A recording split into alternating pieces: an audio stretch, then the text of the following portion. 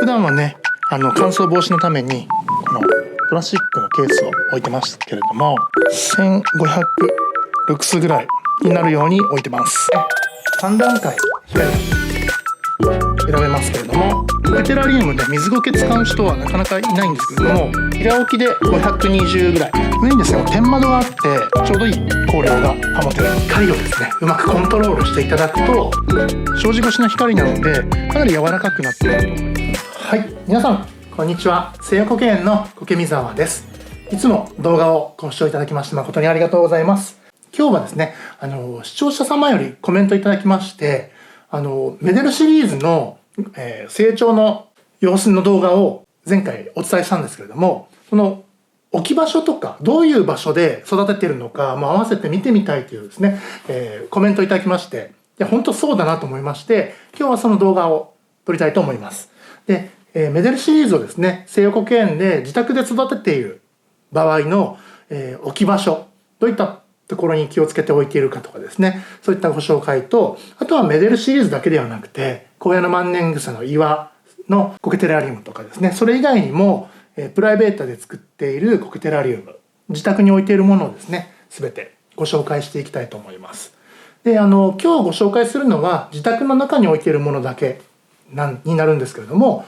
あとはですね作業場が外にあるんですが、作業場のところにまだいっぱい置いてあったりとか、苔テラリウムを作ってディスプレイサービスといってですね、店舗様とかにレンタルしたりとかですね、ずっとディスプレイさせていただいて飾っていくという、そういうサービスもやらせていただいてるんですけれども、でそういったところに置いている苔テラリウムなどもたくさんあるんですが、今日は純粋にその西洋苔園の苔テラリウムの自宅の中に置いているものの場所をご紹介したいと思います。それではどうぞ。はい、まずはこちらです。リビングにあるテレビ台の真横にこの苔テラリウムを置いてますけれども、これはですね細葉沖縄苔の作品になります。普段はね乾燥防止のためにこのプラスチックのケースを置いてますけれども、はい、じゃあ外してみましょう。こんな感じです。こんな感じでございます。でこれはですね育つライトを使って照明を当てています。ここはですね自然光ではちょっと光が弱すぎるので、このライトを置いてライトアップしています。それで実際にここの光量を測ってみましょう。で光量を測ってみると、ここの状態で1500ルクスぐらいになるように置いてます。これでこの隣にですね、以前スプーンの上に植え付けた作品もこちらに置いてますけれども、細葉沖縄苔、この作品は2つともとてもお気に入りで、いつも見える場所に置いております。この育つライトはですね3段階光が選べますけれども、一番弱い光でだいたい1500ルクスぐらいになるように置いております。はい、よいしょ。続きましてこちらのですね、出窓になるんですけれども、リビングの出窓のところに置いているちょっと大きめの苔テラリウム作品ですね。こちらは植え付けてから1年半ぐらいになるのかな。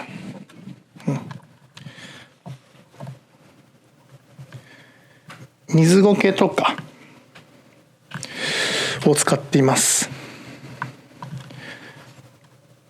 水苔ともみじの木をですねここに置いております。こちらはですね北向きの窓際に置いております。普段はですね光の入り方、ここの窓からですね光が入るので向こう側に向けてますけれども、こんな感じで水苔すごく綺麗ですよね。あんまり苔テラリウムで水苔使う人はなかなかいないんですけれども、こういう大型のですね苔テラリウムの作品に水苔のですね、自生地の岩肌にですね生い茂る苔むす水苔をイメージして、このようにちょっと斜面のような感じになっておりますけれども、このようにですね、植え付けています。水苔はですね、本当にとても綺麗に増えてくれてですね、とても僕は大好きです。あとここら辺に小枝万年草がですね、どんどん伸びてきてくれています。下の方には卵毛があったりとかですね、石に活着させてますけれども、こんな感じです。で、こちらのですね、窓際の光量をちょっと見てみましょう。こ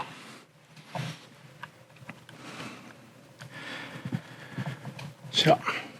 今ですね、この平置きで520ぐらいなんですけれども、ちょっとこう光が当たるように持っていくと大体1000ルクスぐらいになります。今時刻がお昼の2時頃なんですけれども、時間帯によってはですね、もうちょっと明るい光になるかなと思います。北側の窓はですね、一日中直射日光が入らない窓際になるので、コケテラリウムを育てるにはとても光量がですね、おすすめの場所になります。リビングの出窓に置いておりますコケテラリウムの作品です。こんな感じでですね、置いております。続きまして玄関のホールになります。玄関入ってこの正面にですね、この大きな窓があるんですけれども、この窓際にですね、玄関ホールにコケテラリウム作品をいくつか置いております。こちらはですね、東向きの窓になるんですけれども、この外がですね、日差しがついてまして、直射日光が朝日がですね、直射日光あんまりきつい感じで入らないんですけれども、淡い朝日がですね、入りまして、本当にコケテラリウムの自生地のですね、ゆるーく朝日が入るような場所をイメージしていただくといいんですが、そんな感じで朝の日の光がですね、晴れてる日は入って、とてもコケテラリウムにはいい光が当たる、そういう環境になります。こちらに1つと、あとこちらに2つですね。このように作品を、いつも置いております。これもですね、これは高野の万年草の、岩ですね。大型の着生石のものになります。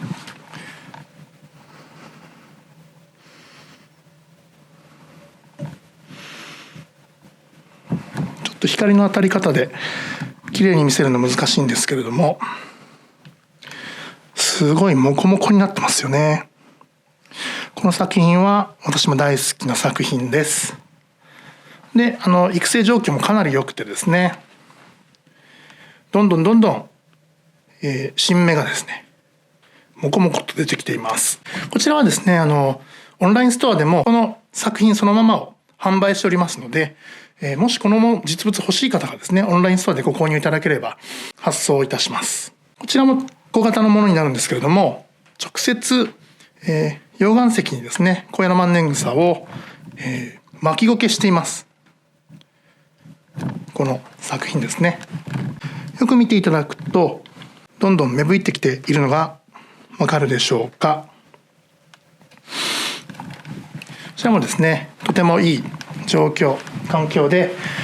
育成できていると思います。で、大体こちらもですね、光量で測ってみると、昼過ぎるとですね、大体日の光が350ぐらいで若干暗めなんですけれども、上にですね、天窓があって、天窓からもですね、光が間接的に入ってきまして、割とですね、お昼、正午とかはかなり明るくなります。1500ルクスぐらいにはなるんじゃないかな。で、朝日も柔らかい朝日が入るので、2時過ぎるとこれぐらいの明るさなんですけれども、部分的に、一時的にですね、最適な太陽の光が柔らかく入る場所になっているので、この場所もとてもちょうどいい光量が保てる、そんな場所になってます。こんな感じですね。あとこちら和室になるんですけれども、こちらはちょうど西日が入るような西側の和室なんですが、その一角にこのようにね置いてます。この部屋は、普段使使ってないんですけれども、発送の梱包作業をしたりとか、YouTube の生配信でその一角をですね、配信スペースにして動画配信したりとか、撮影もこの部屋で行ったりとかしてですね、多目的に使っている場所ですけれども、この、お昼過ぎになると西からのですね、太陽の光が障子越しに光が入る場所になってまして、障子越しに当たる光がですね、またこれがコケテラリウムに最適な光になっているかなと思いまして、ちょっと今ね、すいません、気温の関係でなんか曇りがちなんですけれども、はい、とても育成状況いいです。この3つともですね、はい、こちらがメデルシリーズになってます。でこれが、小屋の万年草の着生石の、これも石に直接巻き置きをしているもので、1年半ぐらい経つのかな、2回目の芽吹きを迎えてますけれども、かなり旺盛に芽吹いてます。こちらはですね、小屋の万年草の石ボール型のですね、これもオンラインストアで販売してますけれども、お客様にご購入いただくものと同じタイプのものを自宅でもこのようにですね、育成しております。もうかなり芽吹きがですね出てきてまして、また旺盛に芽吹くんじゃないかなという状況。これは1回目の芽吹きですね。まだ植え付けて半年ぐらいかな。一冬超えそうな作品ですけれども、小屋の万年草の石の作品を買っていただいたお客様とですね、おそらく、大体育成状況もう同じような状況の方いらっしゃるんじゃないかなと思います。こんな感じでですね、育成できている方いらっしゃいますでしょうか。今ちょっと曇ってますけど、曇ってない場所、逆光になってるんでですね、あんまり綺麗にもしかしたら映ってないかもしれませんけれども、こんな感じです。でこの場所もですね、明るさちょっと測ってみましょう。ここはですね、かなり明るいですよね。5000ルクスぐらいあるんですけれども、今ね、外の天気すごくいいので、これぐらいの光かな。で、午前中は光が入らなかったりとかするので、午後から昼からですね、明るくなるかなというような場所です。ちょっとね、5000ルクスっていうと、明るすぎなのかなとも思うんですけれども、障子越しの光なのでかなり柔らかくなっていると思います。ですので、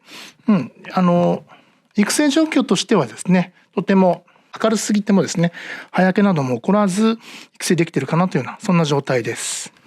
こんな感じでですね、苔見沢の自宅のメデルシリーズですとか、小屋の万年草とか他のコケテラリウム作品をですね置いている場所のご紹介というのが以上になります。はい、こんな感じでですね、西予古県苔見沢の自宅に置いているコケテラリウムの環境をメデルシリーズのものですとか、それ以外の作品ですねも合わせてご紹介してみました。今日ご紹介したような置き場所ですね、光の入り方とか明るさの目安ですとか、あとはね、この和室の環境はちょっとちょっと特殊かもしれないんですけれども、この障子越しに光を当てるとかですね、こういうふうに光をですねうまくコントロールしていただくと、苔の育成というのはですねかなり楽になるかなと思いますので、今日の動画参考にしてみていただければと思います。それと合わせて、大笠苔高野の万年草の育成をさらにですね、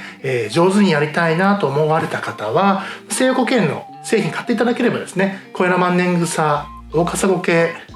製品関連製品を買っていただければ、こういったちょっと今白飛びしてるかなマル秘メモというのをですね、大笠苔高野の万年草を上手に育てる栽培農家が教えるマル秘メモというのをお付けしています。で合わせてこのマル秘メモの解説をもっとメデル会員様向けにですね詳しく解説した動画もご用意しておりますので、もしご興味があればそちらも見ていただければと思います。はい、それではですね、今日の動画いかがでしたでしょうか。参考になりましたらですね、是非グッドボタンいただけると非常に嬉しいです。でまたご登録いただいていない方ですね、もしよろしければご登録の方もしていただけますと非常にありがたいです。はい、それではですね、今日の動画以上で終わりたいと思います。またよろしくお願いいたします。西横健国見沢でした。また次の動画でお会いいたしましょう。それではさようなら。